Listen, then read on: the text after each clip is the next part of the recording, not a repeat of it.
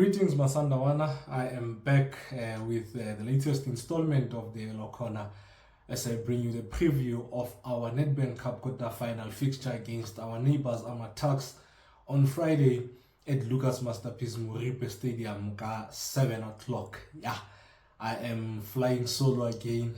As you can see, Rapelang is not able to join me, so actually, you guys know I dislike doing these things by myself, man, because I think I mumble a lot, but yeah. Before I get into the preview, I will just like to share my thoughts with regards to our game against Cape Town Spurs on Tuesday in the DStv Premiership. We won 1-0, man. We've not been at our best, but I think in the first half, I liked the tempo that I saw, it was more upbeat, so I enjoyed that. Not so much in the second half, and I don't know, man. I don't want to say we're not clinical, because that would mean we are creating a lot of clear-cut chances and not just taking them. So I think maybe the right way to use is we've gone a bit blunt, man.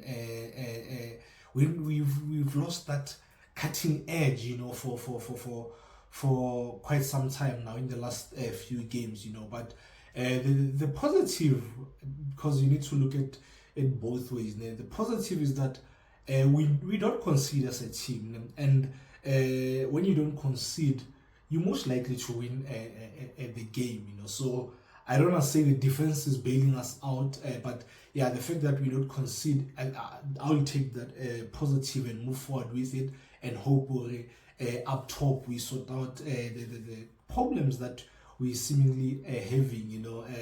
A lot of teams are setting up very defensively, against us, and they drop back, but we need to find solutions. We can't use that as an excuse. We need to find solutions. That's their plan. We need to come up with our plan to beat them. So yeah, man, we've now won 52 points. We keep marching on, man. Might not be the prettiest of watches, but at the end of the day, we are leaving games with a W, man. Because we didn't have a preview, this match, Cape Town Spurs, we are unable to congratulate the team for making the semi-finals of the CAF Champions League for the second year running, man. Huge milestone, man. We're getting closer and closer, and hopefully this is our year. One can say it was not, we're not at our optimum best on the day. But you look back to last season, where I think we played our best football, and we all thought it was written in the stars we will win the Champions League, but it didn't happen. So who knows, this season we might not, in recent weeks, we've not been playing our best football, but who knows, it might be the season where we finally clinch it, man. So congratulations to the team. Usually we shouldn't take such light, man. Huge congratulations to the boys and the technical team, and the supporters as well, man. We filled Loftus on Friday, man. And then I want to congratulate Coach Hulani, man. I learned about this morning before shooting. He's now reached 100 points as a Mamelodi Sundowns coach without a defeat. That's absolutely crazy, man. That's insane, man. What this guy is doing at Sundowns, man, I think we'll talk about it for many years to come, man. I'm singling him out here because sometimes when you talk about coaches, we are not fan. When the team is doing well, it is hardly the coach who gets the credit, yet when things go sideways, it all falls on him. So if it falls on him when we're not doing well, the credit needs to go to him, So credit, I know the coach likes to say the game belongs to the players, but he's an integral part in them delivering what they've delivered in the last, how many years now?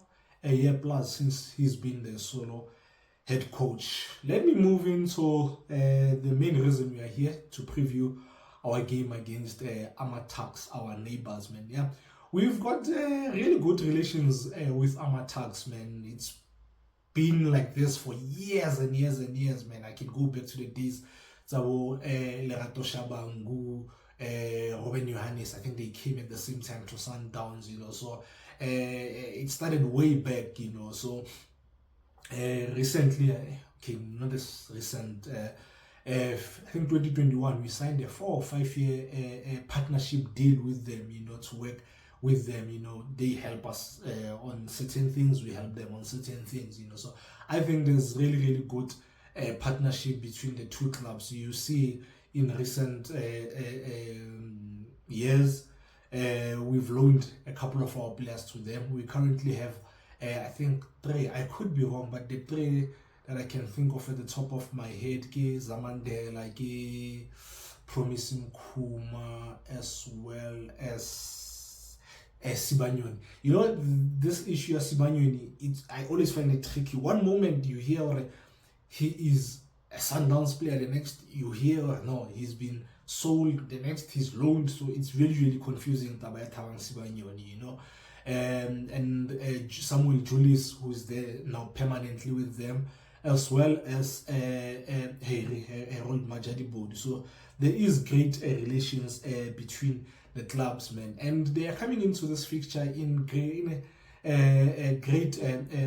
rich in form, you know. So we must not take them lightly, man. In the last 4, you know, competitions they've won. In the last 5, they've won 4 out of those 5 in all competitions. So it won't be a walk in the park. And I think in the league they haven't lost in 13, if I'm not mistaken. So it will be a really tough match, you know. And the huge question, oh, by the way, they currently sit second on the log, just behind Mike Casey. They are a point behind Mike Casey in the National First Division.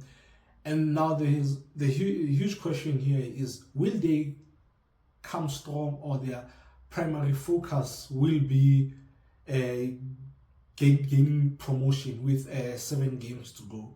I think they will be very strong. I think there are 7 games left in the NFD, and then there's 3 games in the cup competition if they make it all the way. And they've reached the final before in the past, where they lost to Swallows many years ago. So I think if it was early in the competition, they might they would have probably rested some of their key players. But because we are this deep into the season and they are this deep into the tournament, they're probably thinking, well, Sundowns might rest some of their players, and it might be our best chance to beat them. So why not go strong? Yes, they have very important games in the next 8 days, man. They play they're traveling to Maritzburg next week Tuesday, and then over the weekend, I think at the 20, they are hosting Mike Casey, top of the table clash. So it will be really interesting how they set up for this game. But I think they will be strong. They will be strong, man.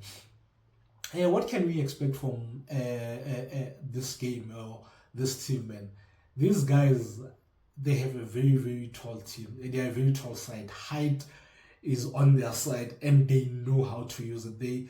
It's their strength, and they use height to their strength, man. You know, I've got quite a few friends on X, formerly known as Twitter, who are based in Pretoria and are able to watch this team on a regular basis. And the one thing that they've always emphasized on their tweets is, yeah, no, this team plays javelin football. They launch it, and that's how I was preparing for this preview and analyzing them, man.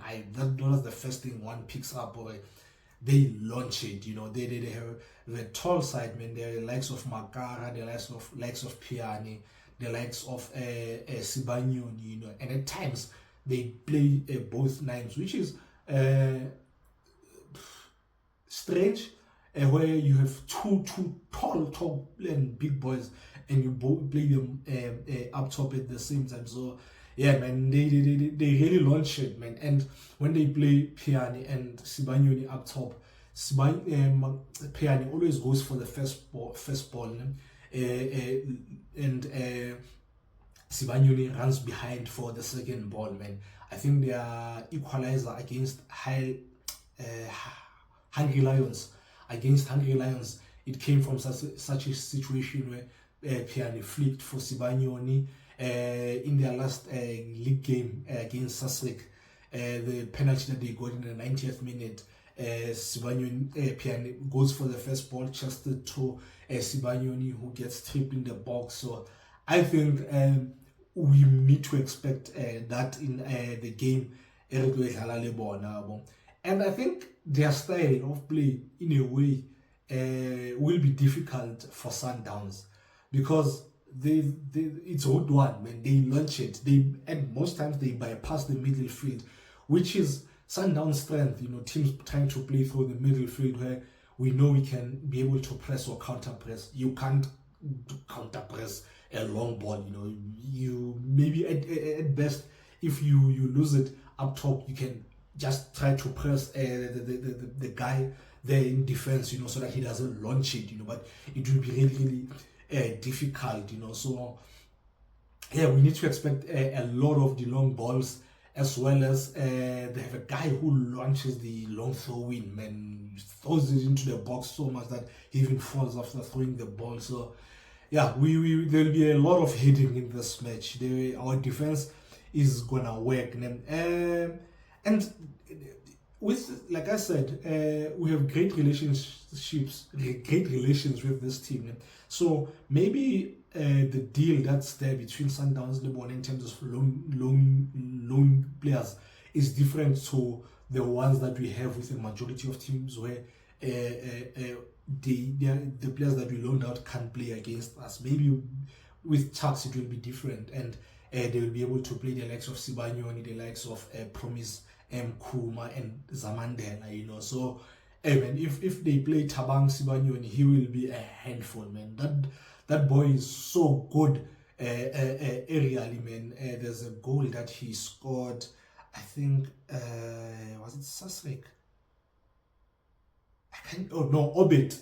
It was a corner that was looped to the far pole, and he needed to generate power and placing. So he generated power and headed back to the far pole, and also placed it so to a point whereby the guy who was standing on the pole couldn't save it on the line. So he's gonna be a handful, man, because he's really, really good aerially, and the goal that they scored against Solos, the goal that he scored, man, it was a ball launched from one side to the other, and I think he hit it on a half volley, Piani also hit the crossbar from across, so yeah, guys, we are in for a long day in terms of aerial balls, but I think we can also head them because they're conceding the same type of goal. I think the goal that they conceded against Orbit and Hungry Lions, it's the same type of goal where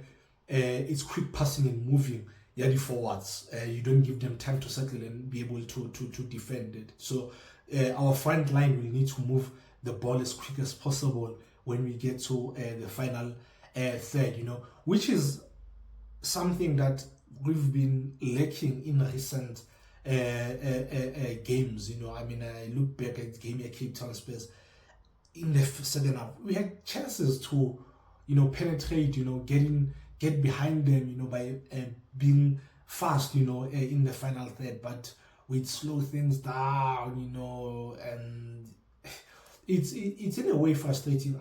I know the Sundowns generally we don't play up tempo, like very, very quickly, but there are times where you need to do that, don't give the opponents time to settle. So hopefully we'll be able to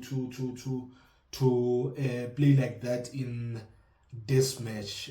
So I'd really, really love to see us breaking a low block, coming up with solutions to this thing, a low block, because I think against the Sparrans we're gonna face it in the return leg, so it should be interesting, Or another thing is that at times I picked up where they leave their two center backs, Dili Tufela, so maybe we can And because Hungry Lions got their two best chances in the first half in the game, yeah, one came from that. The goalkeeper playing route one, goalkeeper Hungry Lions route one, and they almost scored an own goal because they were facing their own goals, the centre backs about. And then the second chance, it was an own goal, same type of play, you know. So maybe we can at times they will not bypass them, you know, use